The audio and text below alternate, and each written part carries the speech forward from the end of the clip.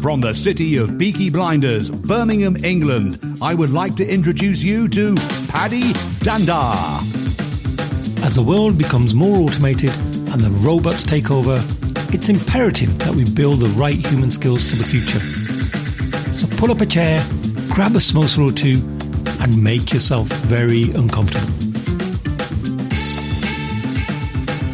Hey folks, thank you for joining us for another episode of the Superpower School podcast. I'm your host, Paddy Danda, and today I have one of my good friends rejoining me for another episode. It's Francesco Bianchi. Francesco, thank you so much for joining me again. How are you doing? I'm great. Thank you, Paddy, for having me again. Always a pleasure talking with you.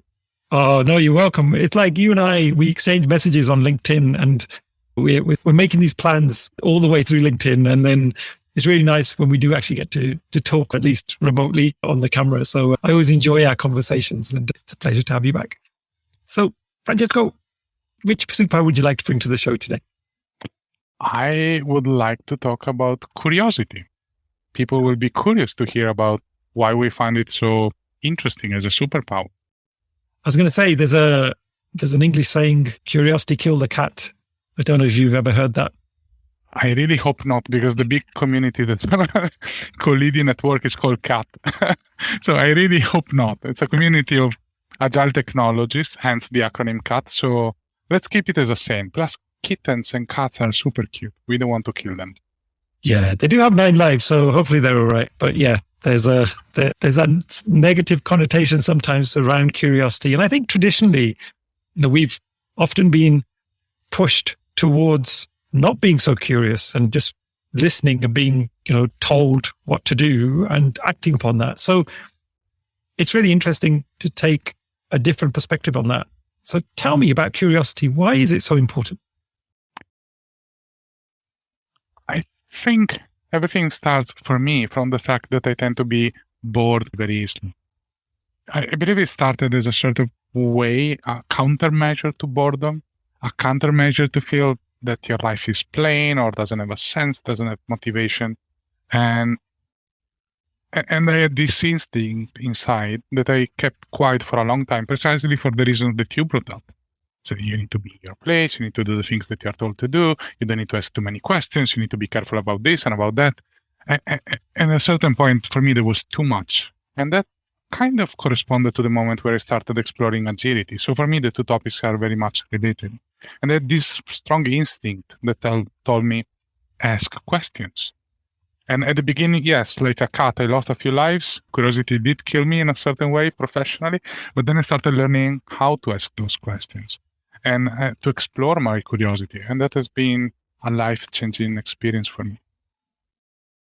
Life-changing experience? How so? It affected me at all levels. And it's somehow, it's difficult to describe it. It's not something that I do intentionally.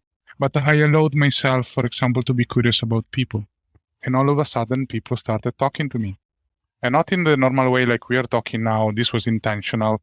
And not even in, when you meet a stranger, you cross paths with someone on the road and you smile to them, they smile back. It's literally, can be standing in the middle of nowhere and someone may come close and approach me. Or I remember being in New York for my 40th as a gift, and I was in this food market. There was plenty of people around, and someone approaching me to ask if they could try my food. A complete stranger, not something I would have expected in a metropolis. And then after that, I was with my wife, and she called out this was absolutely weird, and for me, it was absolutely normal. And we tried to pick someone else going for the same experience, and it didn't happen. And I did a lot of thinking about that, and I realized that it's simply the difference between me and other people is that I'm curious and I'm not hiding it. I do want to know what your day was like. I do want to know what you like. I do want to know what your emotions are. And when you talk to me, I'm not shy of hiding it. While I have been for 30 years of my life. And I moved from being kind of alone in my corner to be constantly connected with people these days. And that thing alone is a transformation, a big transformation on how I interact with the world. But if I take it to a business context or if I remove myself, if you want, from the social context, curiosity has helped me changing my job entirely. I was a developer before, convinced that I want to be a software architect for my entire life and I want to deal with people, code, and then discovering that there is an entire world outside of there, which is what I'm doing now, which I love much more than what I used to do before. And the discovery piece there for me translates into attending one training after another one and discovering new areas that I can study and new skills that I can pick up. And while they're connecting with people and getting to know them and building a network, and that grows massively. I was going to say, if I think about learners or serial learners, your name is top of the list in terms of my network. I really look forward to your LinkedIn posts, especially when you talk about some recent learning you've been on, because you really bring your perspective into why was that learning so important? How did it help you? How did it get delivered? What were some of the elements that really made it a great learning experience? And I love that about you, because you really do help a lot of people with that. I know you from interactions, but we're not childhood friends. We're not people that have had a long history together. But as a sort of an outsider, I really connect with you just even on that, because we have things in common. You have this curiosity for learning, and I'm quite curious about learning. And then we're like-minded in that respect. So I think where I'm going with this is, with someone on the street or a stranger, how do you build a connection with them through curiosity? Like if you don't have a history with them? I think it's something irrational that happens. You can't hide your true emotions unless you put effort into it. I stopped putting effort into hiding myself.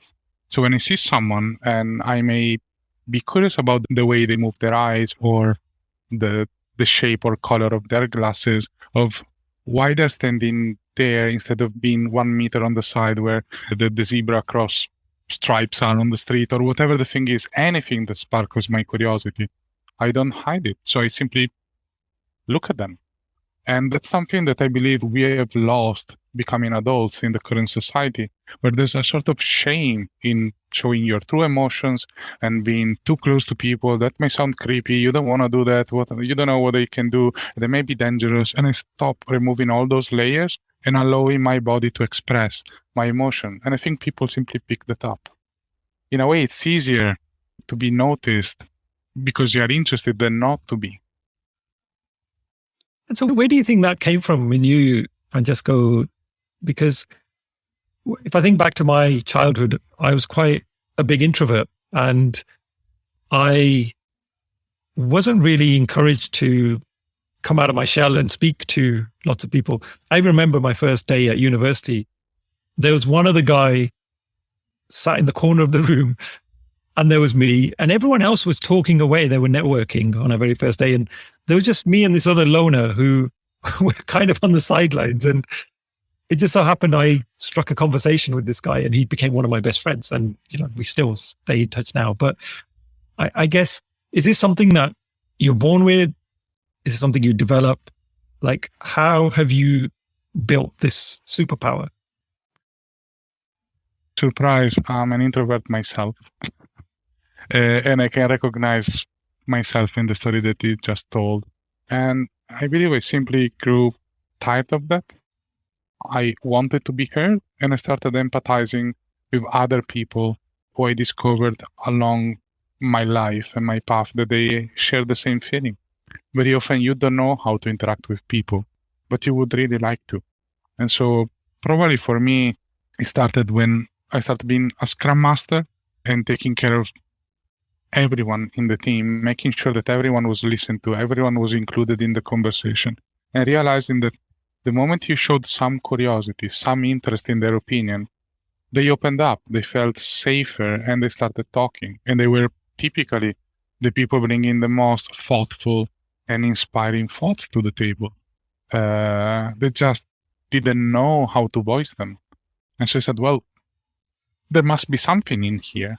It can't be happening just during team meetings that happens on Thursday, 4:30 in my office in the ping pong area. There must be something more. Let's go and try outside. And I started asking questions in meetups, actually. Yours is one of the first one when I started connecting with people. I said, I think everyone is curious and everyone shares a lot of questions. They are simply too scared to ask. So I'm going to provide the answer before they even ask. So started connecting with people because many wants to be heard and notice that interaction and be part of a flow and fun. And I started posting on LinkedIn and starting to see that actually, like you and me, many people are interested in learning because it's a big investment of time and money. You want to do the right choice, but you don't know who to ask to. Where do you go? That was my doubt at the beginning. And that's what I started to answer preemptively. And seeing the response, that gave me confidence in saying, yes, that's the right thing to do. And so, Francesco, you're a coach, and I guess that role requires you to be very curious because you've got to ask a lot of questions. So if somebody did want to strike a conversation or build a connection with perhaps not somebody they know so well, any tips and the types of questions you might ask? So I'm biased here. I live in Ireland. I've been living here for 7 years now. And the big conversation opener is, what's the weather like? And I come from Italy. And the second, and there the biggest conversation opener is, what did you have for lunch or for dinner yesterday? Or what did you have over the weekend?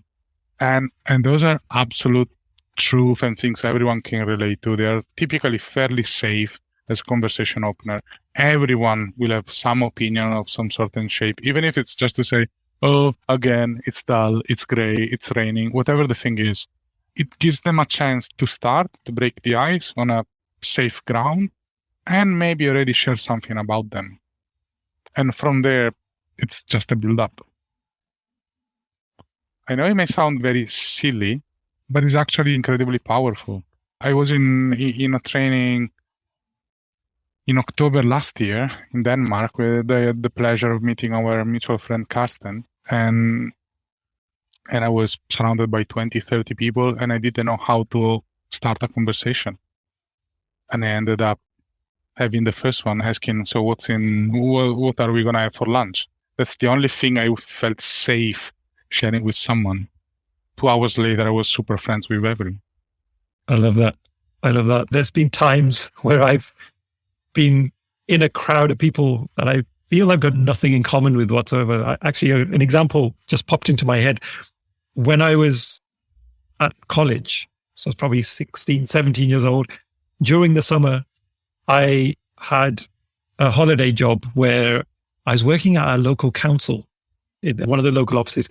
And it was where they used to design the menus for schools. And it was an office full of all females. I think they were sort of probably about 8, 9 females in the room. They were all sort of middle-aged. So I was the youngest in the room. And I literally had nothing in common. Like, they would come into the office, they'd talk about their children, talk about their marriage problems. Like, there were some really deep conversations going on in that room. And there's me, who my life was like, it was like a computer game. I used to watch certain TV programs or films, and there really wasn't any sort of synergy there in the room. I don't remember what conversations we used to have, but I remember that was a really tough moment, because I'm thinking, how do I make a connection with these people? How do I get in on the conversation? And often I used to use my youth mindset, because they'd be talking about, well, you know, kids, they think this way and we feel that this is the right thing. And I'd say, well, hey, if I was at school right now, this is what I would be thinking. And straight away, they've almost got their customer in the room with them. And we started off from there, and then we evolved. But it can be really difficult, right? When you're in a situation and everyone around you is completely of a different demographic, or has a different interest or culture to you. And it's, how do you break that ice? And I love that. Really simple. You know, what are we having for lunch? That's something that everybody cares about. Yes. Yeah, food for sure. So, Francesco, in terms of curiosity, I guess it's something that we can use in lots of different ways. So one is about meeting people, connecting with new people. We talked about learning and being curious about learning. I'd really like to focus on the learning aspect because, for you to be successful in your career and just generally successful, where do you seek your inspiration to become more curious about a particular topic? How do you go about that? Especially the fact that you are often talking about some cutting edge things that you're getting yourself into, some cutting edge practices when it comes to coaching or other forms of learning. Where do you seek your inspiration from? I'm almost visualizing a chain. You talk to someone and they talk about something that makes you curious and you start exploring that. And by exploring that, you meet another person and they talk about something else that makes you curious and you start exploring that, and that can continue forever. I actually should share, you now see me attending plenty of trainings, like an awful lot, but I was almost against training until a couple of years ago.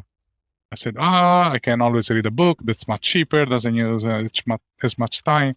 But then I bumped into someone who was really inspirational, Alistair Cockburn specifically, and did one-day training with him, and he completely blew my mind. I said, this is a completely different level. This is something I had never experienced before. It's not me sitting in a room listening to someone talking for 8 hours.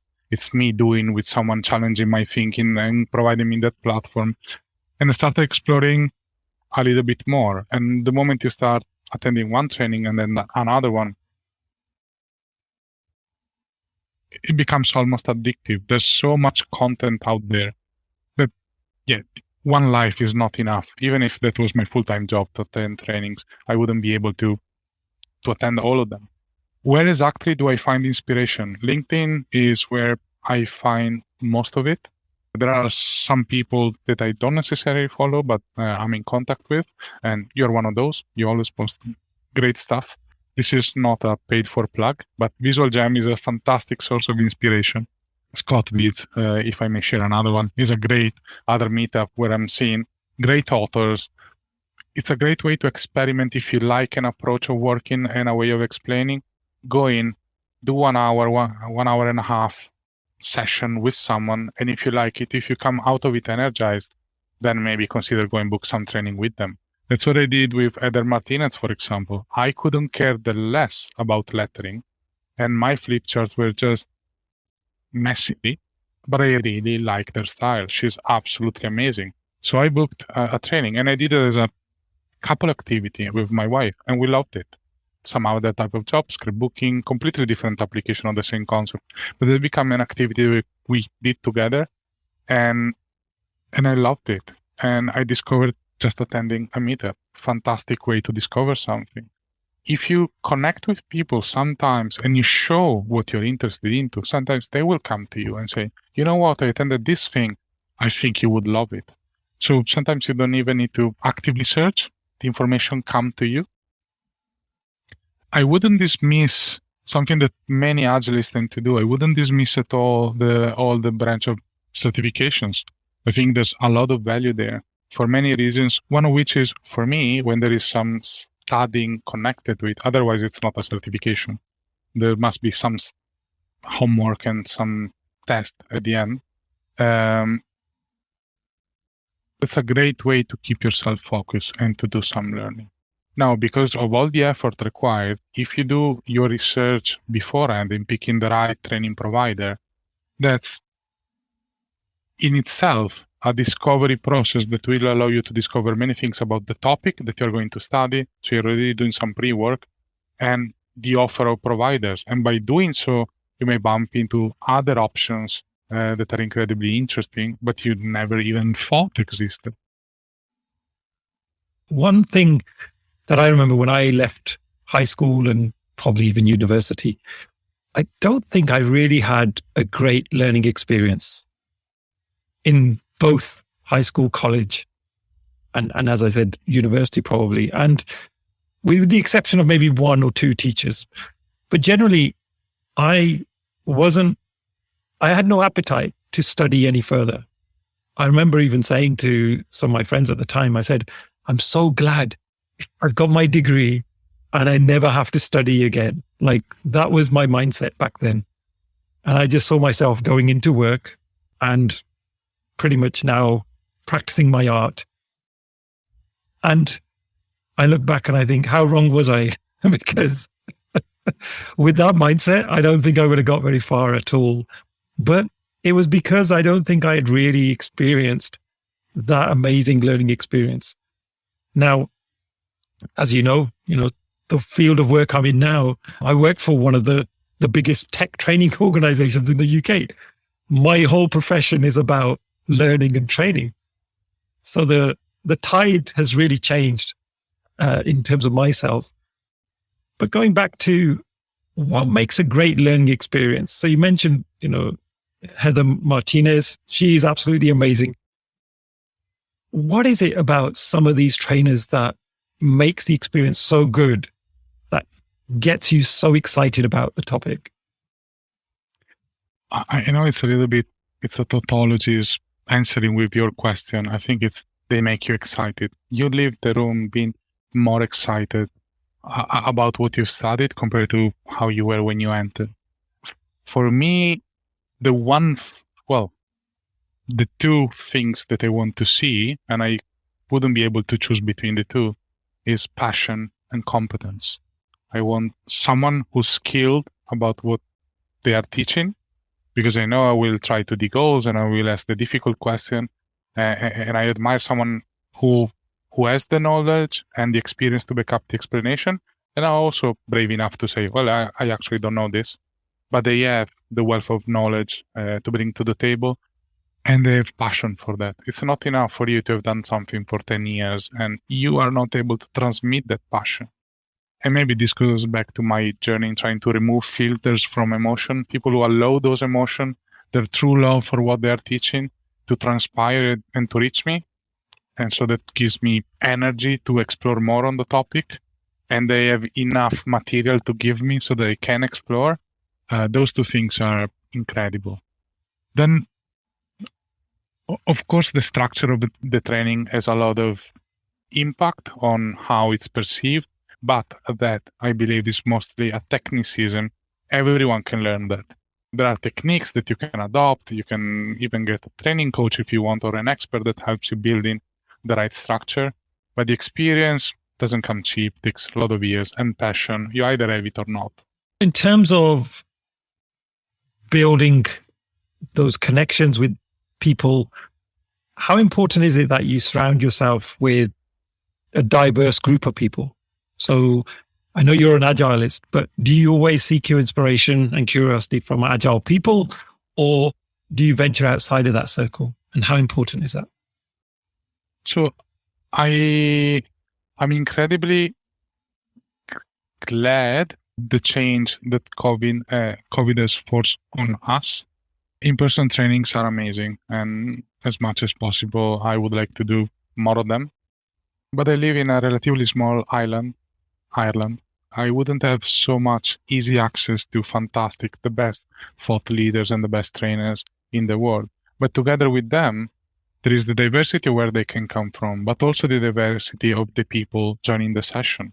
I remember before the pandemic, running sessions in my office, having all people living in Dublin, not even Ireland, just Dublin. While now in the meetups that I run, you get people from all over the world. You can get someone from the US, an old friend from Dublin, and someone from India, all in the same session. And they bring very different perspective. And the learning for me is amplified there, because when you are within your group, of course, more or less you can expect to get the same, similar type of perspectives. But the moment you open up to the entire world, I was going to say invaded, that sounds bad. You are enriched by a multitude of different views. I'm not that good into actively seeking for different input. I like that now in the space of visual thinking, there is naturally a quite diverse crowd. Yes, everyone is passionate about drawing, and a lot of people come from an Agile background, but I actually was on a vocabulary training, and there was a person coming from the environment of law, which is a very different one for me. And I picked up on a slightly different session, always about visual thinking, someone who's running a startup for financial and accounting. So very different field. And you learn also from them. Oh, yes. I can relate to that. I was going to say, I just through the Visual Jam, and thank you for your kind words. It's been amazing just seeing that diversity across the board. I think one of the ones that blew me away was somebody who was a medical doctor was on one of the sessions. And that was, for me, quite interesting because I wouldn't have thought doctors would care about visuals and visualization. But, she was someone who was really passionate about this.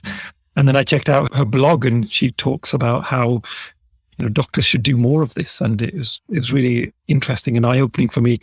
But yeah, lawyers, that would be interesting. Can you imagine, I don't know, you're fighting a case and there's a judge sat there and you're explaining your point by doing some kind of visual or using visual techniques to help. That would be really amazing. Francesco, just wrapping up then, what sort of 2 or 3 big tips would you give someone who may be that introvert, someone like we were way back, and somebody who perhaps doesn't have the confidence as such to strike that conversation with people, to show their curiosity? What 2 or 3 things could you suggest they do as a starting point? There's a very tough one that people may dismiss, but I think it's very important. And it's to start truly believing that you are interesting. A lot of people will be interested in what you have to say, in the person that you have, in the experience that you've had.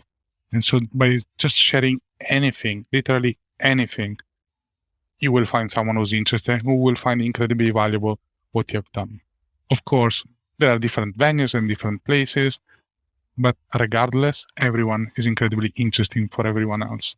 When you start from that place of love for yourself, it's so much easier than to have a conversation. And with that in mind, you could potentially, yes, talk about anything. Couple of conversation starters that are very simple are food, weather, but in any context, you will find a topic that is probably relevant for that context. Do you like board gaming? There's going to be some meetup around board gaming. You can start and go in there. You can practice in a safe environment. You can go to watch a football match and start talking with the person you have on the side.